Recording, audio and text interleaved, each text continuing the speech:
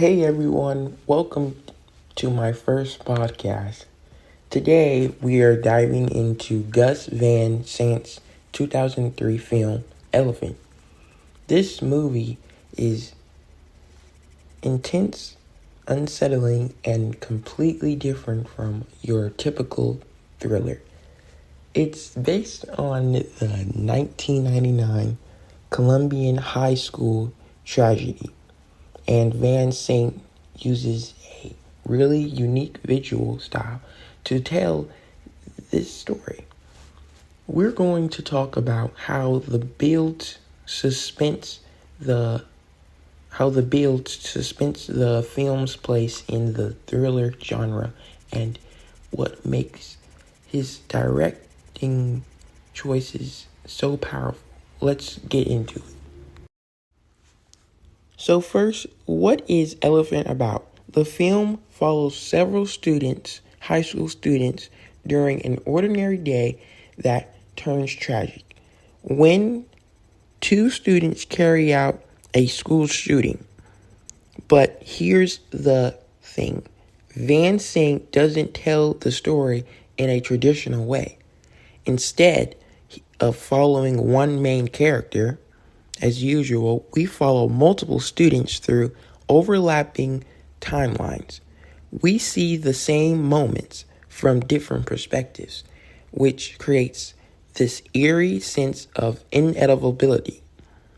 The title Elephant comes from the phrase, the elephant in the room. This huge, obvious problem that everyone ignores. In this case, it's about violence, bullying, and the warning signs that people miss. Van Sant doesn't give easy answers or explanations.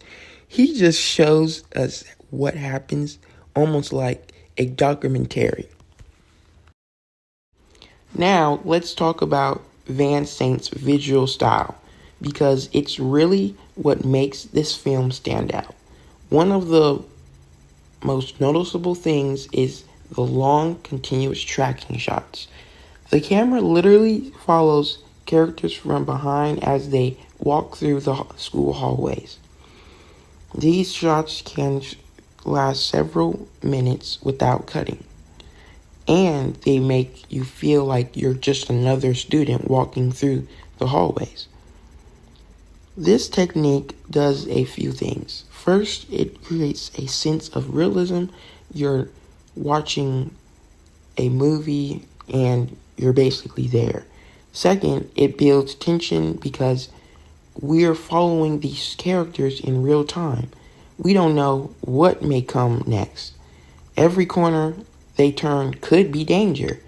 The camera moves slowly and steadily, which makes everything feel calm on the surface, but there's underly dread under I mean but there's this underlying dread because we know what's going to happen sometimes.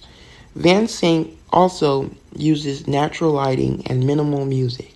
Most of the film is just ambient sound, footsteps, conversations in the distance, lockers closing.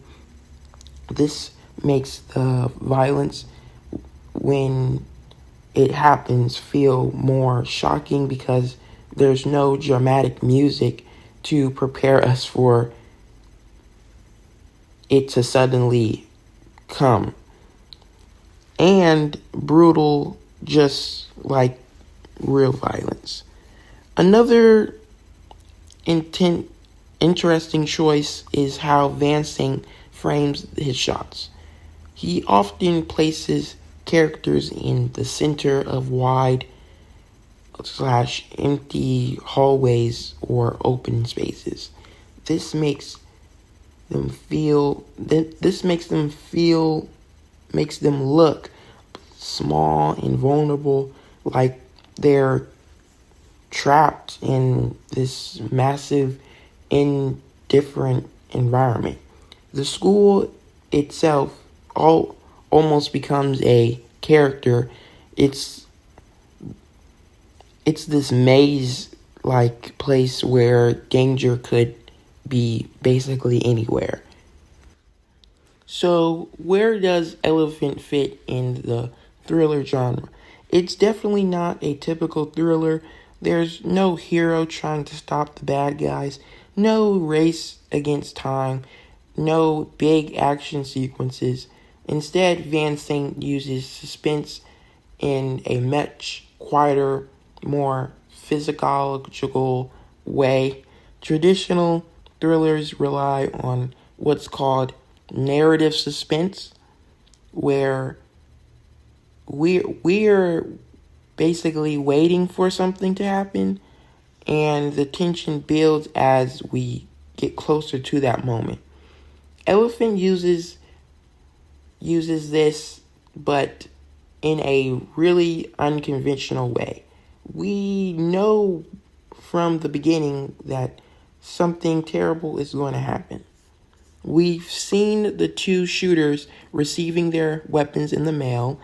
We've seen them planning, so the suspense doesn't come from wondering if it will happen. But when this creates what's called dread rather than surprise, we're watching these ordinary students. Something out of my eye. We're watching these ordinary students. Some are dealing with typical high school stuff like crushes, cafeteria drama, and photography projects, and we know their lives are about to be shattered. Sometimes during the film, it feels a bit unbearable to watch because we're like powerless to stop them.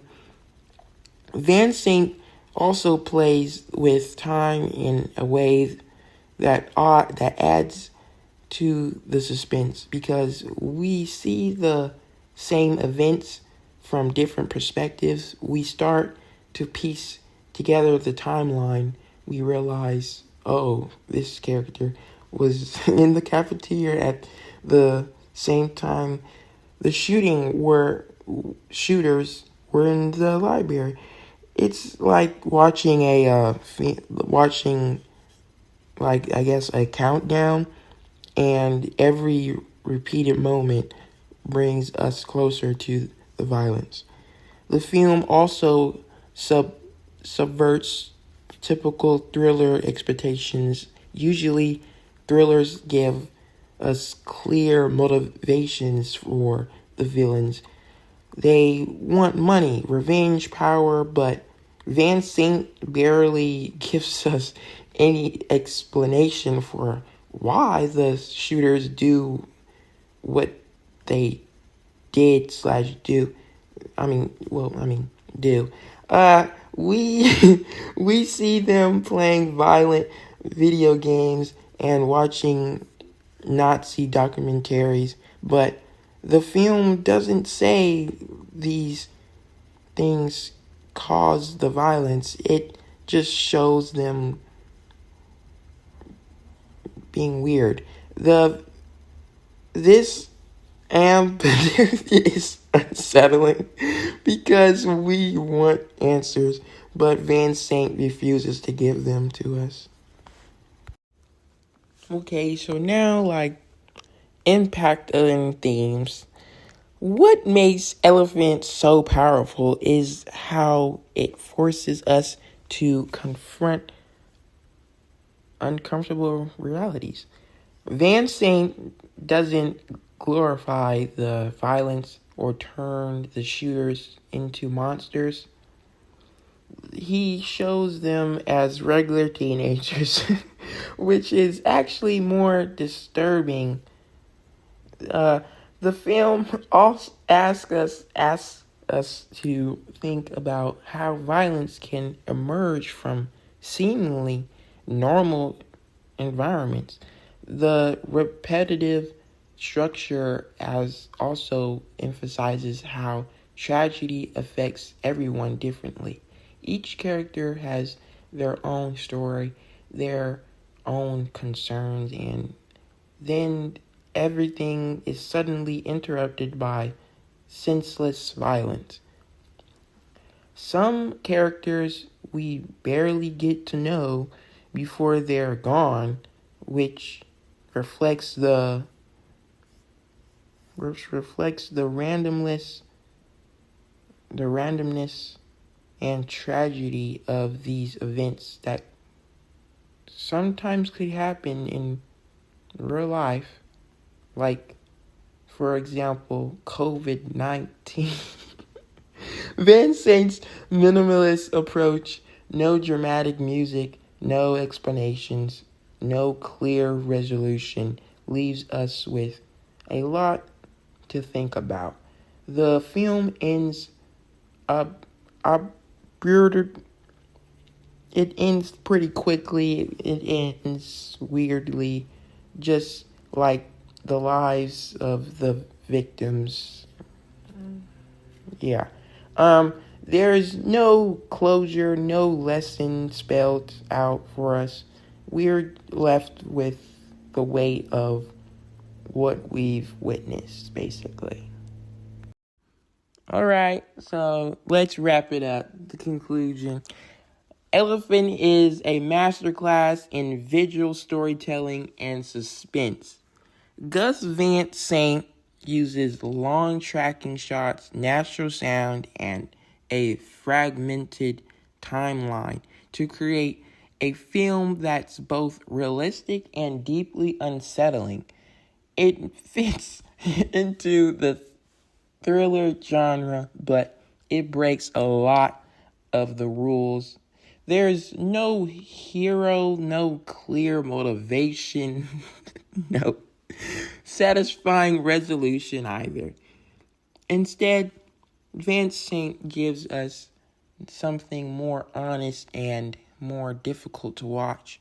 He shows us the ordinary moments before tragedy strikes and forces us to sit with this discomfort of knowing, like, what's coming up, basically.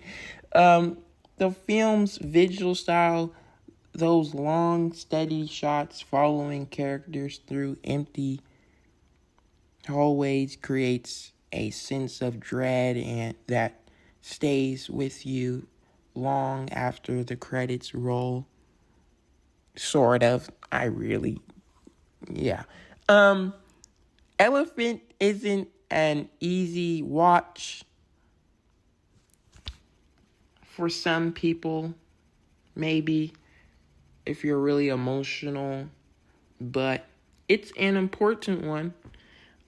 It challenges us to think about violence, about the warning signs we miss, and about how quickly everything can change.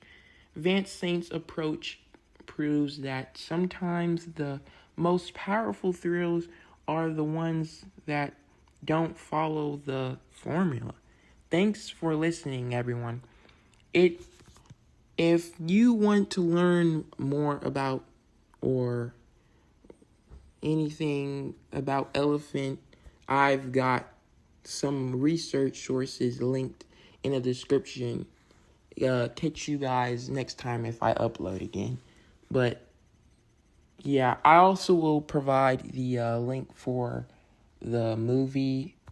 It's free to watch on YouTube. Yeah, all right. Thank you for listening. Bye.